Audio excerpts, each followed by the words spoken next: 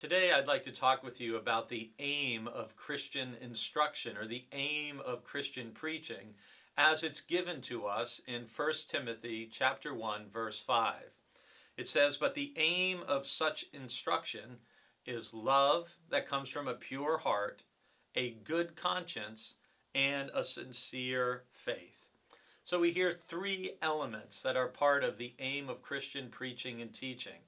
And first and foremost, again, it always comes back to love. Love that comes from a pure heart. You may remember back in the Sermon on the Mount that Jesus said, "Blessed are the pure in heart, for they shall see God."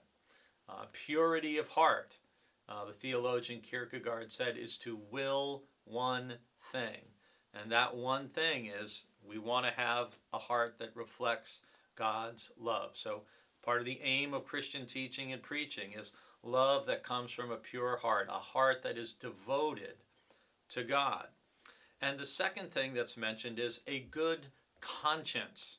I'm of a certain generation that grew up with Disney movies like Pinocchio.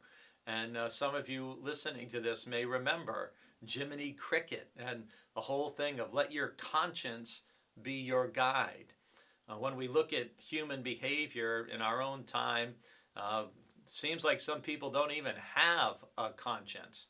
But part of the aim of Christian teaching is love that comes from a pure heart and a good conscience, that we want to do what is right. We want to do what is just. We want to do what is true. We want to do what is pleasing and commendable and worthy of praise and excellent.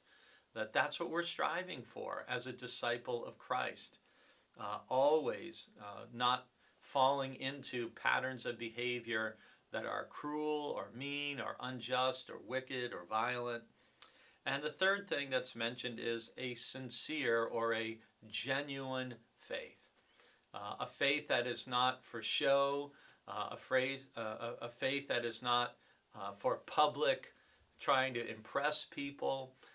You see many people who wear crosses, and many of them are quite sincere in their faith and quite genuine. But we always want to remind ourselves we're called to bear the cross, not to wear the cross.